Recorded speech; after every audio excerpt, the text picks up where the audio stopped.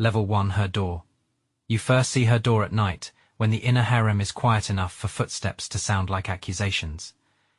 The corridor outside the emperor's favorite concubine's chamber glows with red lanterns and warm gold light, but the air feels cold against your neck. You are only a low palace guard, assigned to stand near the carved wooden doors. Keep your head lowered, and remember one rule above all others: she belongs to the emperor. Every servant knows it. Every court lady whispers it. Every jealous woman in the palace measures her own fate against it. They tell you she is fortunate, because the emperor comes to her more than any other woman. Because fresh flowers arrive before dawn, because her silk is softer, her wine sweeter, her chamber brighter. But when the door opens after the emperor leaves, you do not see fortune. You see a woman sitting alone beside a bronze mirror, her red lips still painted, her hair still pinned in gold, her hands resting perfectly in her lap, as if she has forgotten how to move without being watched. She is beautiful in a way that makes the room seem arranged around her, yet her eyes are tired enough to frighten you. You lower your gaze, but not before she notices. "You are new," she says. Her voice is gentle, but not weak. You bow and answer that you have been assigned to guard the corridor. She looks toward the empty cup on her table, then toward the door the emperor just used. "Then you will learn quickly," she says. "The women they call loved are often the ones with the fewest choices. You should say nothing. A proper guard says nothing." But the sadness in her voice reaches you before discipline can stop it. She turns back to the mirror and quietly asks, "If the emperor owns my nights, why do I feel most alone after he leaves?" In that moment, you understand the danger is not outside her door. It has already opened inside you. Level 2, the favorite by the second night. You begin to understand that being the emperor's favorite is not the same as being loved. Her chamber is the brightest in the harem, and that brightness only makes the cage easier to see. Fresh flowers arrive before the sun rises. Wine is poured into cups thin enough for candlelight to pass through. Silk robes are brought in folded layers of red, gold, and pale rose, each one chosen to make her look effortless, soft, grateful. Court ladies adjust her hairpins until every ornament catches the light at the correct angle. Servants replace the incense before it fades. Musicians wait in the side hall, silent until called. Everything around her is beautiful, and none of it belongs to her. You stand near the door as the emperor enters, and lowers your eyes before your gaze can become a crime. His presence changes the room. The old maid steps back. The court ladies become statues.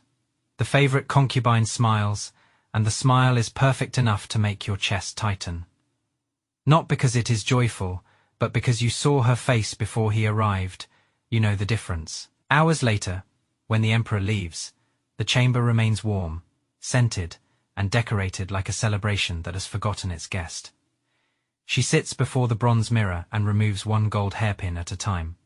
No one speaks. Then she takes a cloth, touches it to her lips, and wipes away the red color slowly, as if erasing a woman painted for someone else's pleasure. You should not be watching, but she sees your reflection in the mirror and does not order you away. "Do you know what they envy?" she asks. You lower your head. "His Majesty's favor." She almost smiles. "No, they envy the story, the flowers, the silk, the door he enters. They do not envy the silence after he leaves." You do not answer, because any answer would admit you understand too much. She turns slightly, and for the first time, she speaks to you not as a guard, but as the only person in the room who has not asked her to perform. "When you stand outside my door," she says, "do not mistake being chosen for being free." That night, the corridor feels different. You are still only a servant near a forbidden woman, but now her loneliness has a shape, and it has begun to follow you. Level 3, first secret. The first secret you keep for her is small enough to fit inside a jewelry box. That is why it frightens you. Large secrets announce their danger. Small ones hide until a life has already changed around them. It happens after midnight, when the rain begins again and most of the harem has gone quiet. You are sent inside her chamber to replace a dying lamp while the old maid searches for fresh incense. The favorite concubine is behind the inner screen, unpinning her hair, and you keep your gaze low as a proper guard should. But the lamp sits beside an open lacquered box, and inside, beneath gold hairpins and pearl combs, you see something that does not belong with imperial gifts. A broken silver hairpin wrapped in faded blue thread, a folded poem with no signature, and a dried flower pressed so carefully it looks more guarded than jewels. Your hand freezes near the lamp. You understand at once that this is not something the Emperor gave her. It is older, quieter, and more dangerous, because it belongs to the part of her life no one in the palace is supposed to imagine. She steps from behind the screen and sees exactly where your eyes have fallen. You expect her to close the box quickly, to accuse you, to command silence. She does none of those things. She only walks to the table, places one hand on the open lid, and watches you. The silence asks more than any threat could. If you report what you saw, she will be questioned. If you pretend you saw nothing, you have already chosen her over the rules that keep you alive. You may speak, she says. Your throat feels dry. The lamp is changed, my lady. Her eyes soften by less than a breath. Is that all you saw? You lower your head. Yes. For the first time, she looks almost wounded by gratitude. And that is when your danger deepens. She closes the box slowly. The first secret you keep for someone, she says, is the first door you open toward them. You leave with empty hands, but something has followed you out. Not a letter, not a command, a trust you were never supposed to earn. Level 4, too close the first time you touch her hand. It is an accident too small for anyone honest to call a crime, and too dangerous for anyone in the palace to forgive. It happens after a night banquet in the southern garden, when rain has left the stone path shining beneath the lanterns, and the lotus pond reflects every flame like a secret watching from below. You are assigned to walk 3 steps behind her as she returns to her chamber. Not beside her, not near enough to speak. 3 steps behind, close enough to protect, far enough to remember your place. She moves slowly beneath a red silk umbrella carried by an old maid, her robe trailing over the wet stone, her face composed for the distant court ladies, pretending not to watch from behind the garden screens. Everyone wants to see whether the Emperor's favorite is tired, jealous, proud, lonely, or afraid. Everyone wants a weakness they can carry back like treasure. Then her foot slips on the wet edge of the path. You move before thought can become caution. Your hand catches her wrist. Her fingers close around yours for one breath, warm and alive beneath the cold rain. The old maid stops.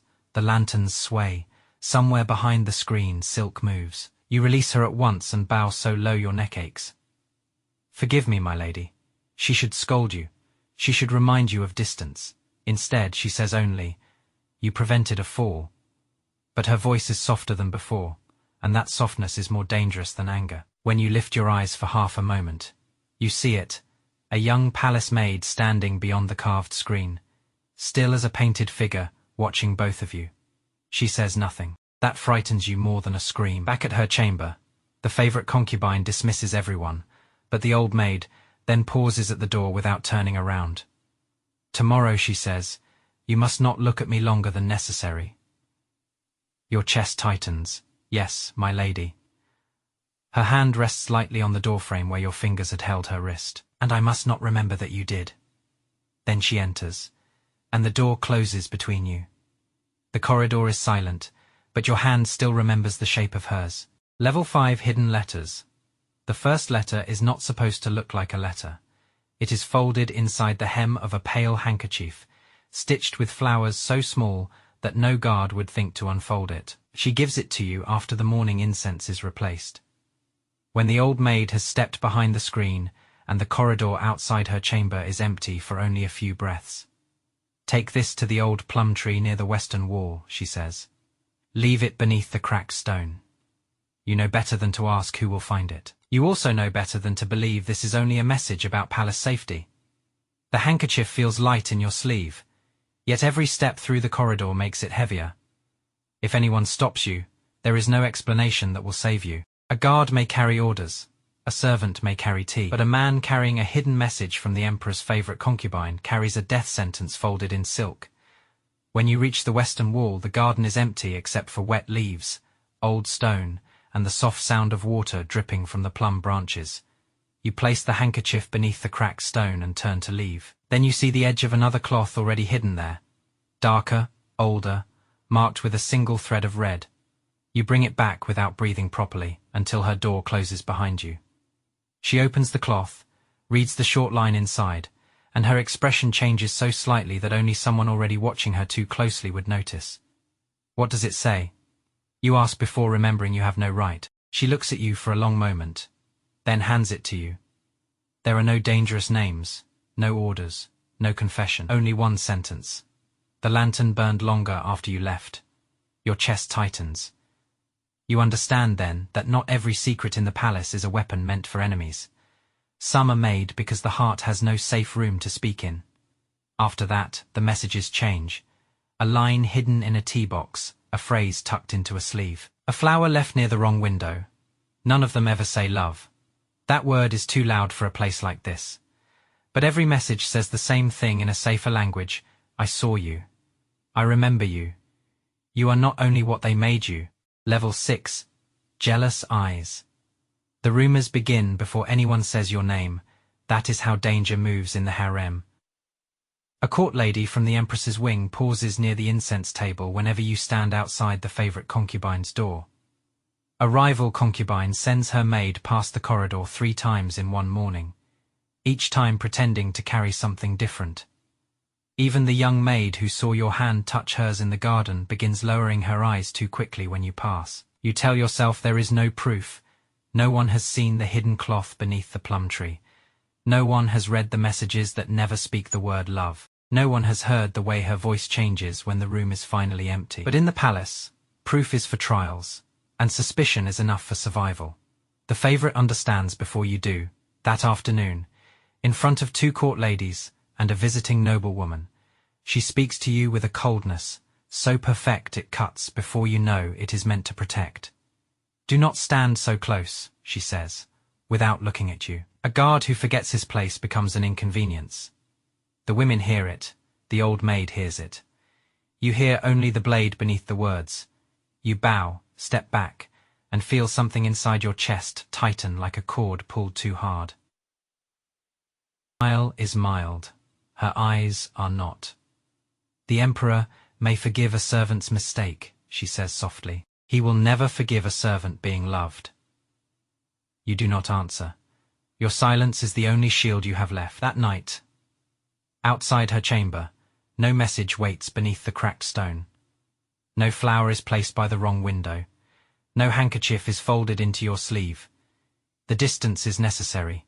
You know that, she knows that. But necessity does not make it painless. Behind the door, you hear her dismiss the musicians early. And for the first time, the silence between you feels less like safety and more like punishment. Level 7. The Emperor. The night you stand in the same room as the Emperor. You understand why even silence has to kneel. His arrival changes every object before he speaks. The lanterns seem brighter, the wine cups more fragile, the musicians quieter behind the screen. You stand near the carved wall with the other attendants, your eyes lowered, your hands folded, your body trained to become part of the room. The favorite concubine sits beside the low table in a robe of soft gold, her hair arranged with the pins you have watched her remove in private.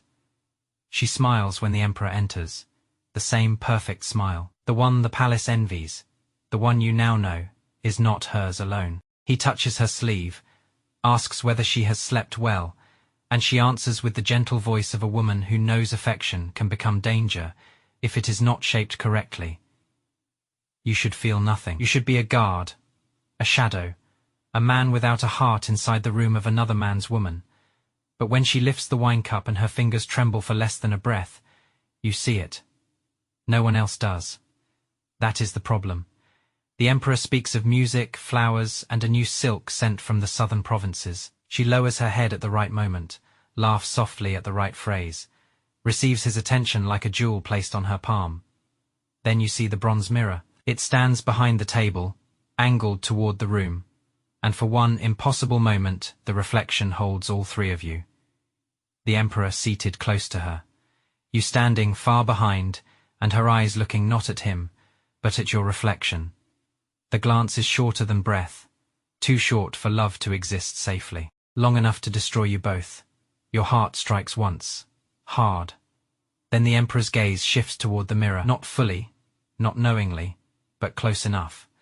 The favorite concubine lowers her lashes before he can see what was there. The mirror is poorly placed, she says lightly. It catches too much shadow. The emperor smiles and orders it moved. Servants rush forward. You do not move. You cannot. Because in that single reflected moment, you understood the true shape of forbidden love. It is not the touch in the garden, not the hidden letters, not the words no one dares write. It is standing in the same room as the man who owns her title, while knowing he will burn the world if he ever realizes he does not own her heart. Level 8. The choice, the escape plan, is hidden beneath a jewelry box, which makes it look almost innocent. A rough map drawn on thin paper. One narrow route through the western laundry court. One servant gate that opens just before dawn. One black cloak folded beneath a layer of silk. One chance, maybe the only chance, for the emperor's favorite concubine to become a woman no one owns. You stand inside her chamber after midnight, while rain taps against the roof tiles, and the old maid waits outside the screen, pretending not to hear what both of you are too afraid to say plainly. The favorite concubine looks different without the gold pins, without the red paint, without the face the palace recognizes. She looks younger, more tired, more real. If I leave before dawn, she says, they will search the roads first, then the temples, then the houses of everyone who ever served me. You look at the map and understand what she is not saying. If she escapes alone, you may be questioned, beaten, or killed as the guard who failed. If you go with her, the crime becomes larger than escape. It becomes betrayal, not only of the palace, but of the emperor himself. You should tell her to stay. That would be safer for you. You should tell her to go. That would be kinder to her. Instead, you stand there with your hands folded and feel how useless love becomes when every answer destroys something. She opens the jewelry box and places the broken silver hairpin beside the map. I used to think freedom meant leaving, she says. Now I wonder if leaving alone is only another room where no one knows my name. The words cut deeper than any plea. Level 9, Betrayal Night. The betrayal happens on the night you almost believe love might outrun the palace. Rain falls hard over the western servant gate, swallowing footsteps, blurring lantern light, turning the stone path black beneath your boots. The escape route has been prepared in fragments. One cloak hidden under the laundry baskets. One loose latch near the old wall. One servant told to look away before dawn. One folded message left beneath the cracked stone by the plum tree. You are supposed to reach the gate first. Wait for the old maid to bring her through the side corridor, and open the latch only when the last watch bell fades. But when you arrive, the lantern above the gate is already dark. That is wrong. The latch has been touched. That is worse. Then you see it on the wet stone, the pale handkerchief, fallen open, the hidden paper inside soaked through, the words bleeding into the rain. A trap does not need to shout when it has proof in its hand. Guards step from both sides of the corridor. Not many, just enough. A female official from the Empress's wing stands behind them with a face so calm. You know she has been waiting for this moment longer than tonight. A servant carrying private letters from the Emperor's favorite, she says softly. How unfortunate. Your body goes cold, but your mind moves before fear can break you. If they reach her chamber with the letter, she dies in every way that matters. Even if the Emperor spares her life, suspicion will own the rest of it. Behind the distant curtain, you see movement, her silhouette, stopped by the old maid, close enough to understand, too far to save you. You step forward before the guards can turn. The letters are mine, you say. The official looks at you. Yours. I wrote them. Your voice is steadier than your heart. I placed them. She never answered. It is a terrible lie, too simple, too desperate, too loyal. But sometimes a lie only needs to stand long enough for the truth to hide. The favorite moves behind the curtain. You know she wants to speak. You know she must not. If she calls your name, both of you are finished. So you bow your head and make the choice for both hearts. I mistook her kindness for permission, you say. Punish me. The rain keeps falling, the guards seize your arms, and behind the red curtain, the woman you love remains silent. Because silence is the only way she can keep breathing. Level 10, Forbidden Love by dawn. The palace has already decided what story it wants to tell. A low guard became obsessed with the emperor's favorite concubine. A foolish servant mistook kindness for desire. A man beneath notice reached too high, wrote letters he should never have imagined, and tried to drag a woman of imperial favor into his own fantasy. It is a useful story because it leaves power clean. It lets the emperor remain generous, the harem remain righteous, the jealous remain innocent, and her remain untouched by the crime of having a heart. You kneel in a small questioning room behind the Western Court, your wrists bound, your robe still wet from the rain. Across the low table, the female official asks the same questions in different shapes. Did she write back? Did she promise escape? Did she touch your hand willingly? Did she ever speak of leaving the palace with you? Each answer you give is another stone placed between her and ruin. No, no, no, never. You say it until the words feel like blood in your mouth. You are not protecting her innocence. You are protecting the only truth. The palace cannot be allowed to hear that the emperor's favorite was not only desired, displayed, watched, and envied. She was lonely. She was human. And for a little while, in letters without the word love, in a hand caught on wet stone, in a glance inside a bronze mirror, she belonged to herself near midday. They bring you into a side hall screened with red silk. The emperor is not there. That is mercy or insult, you no longer know. The favorite concubine stands behind the screen, visible only as a soft silhouette in pale robes. The female official reads the accusation aloud. Your hidden letters, your confession, your improper longing. The room waits for her response. This is the moment that hurts more than the guards, more than the ropes, more than the possibility of death. She must deny you to save herself, and you must let her.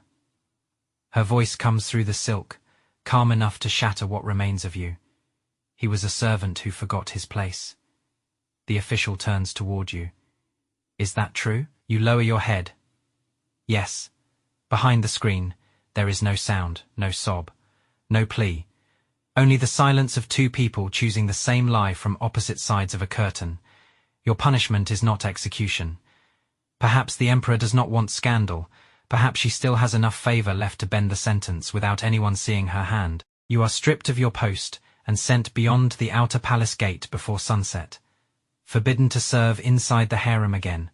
Forbidden to speak her name.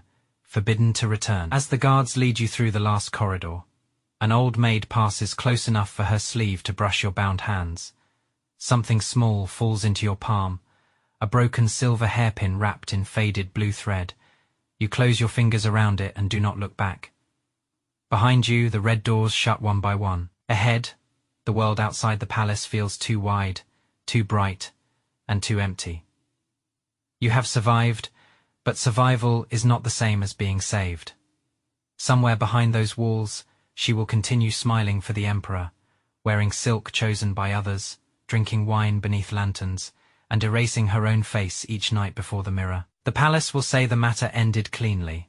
It will say a foolish guard was removed, a favorite concubine remained untouched, and order was restored. But you will know the truth. Some loves in the royal court do not end because they are weak. They end because speaking them would destroy the person you love. And sometimes the deepest proof of love is not running away together. Sometimes it is accepting that history will call you a liar, a fool, or nothing at all, so the person behind the red curtain can keep breathing.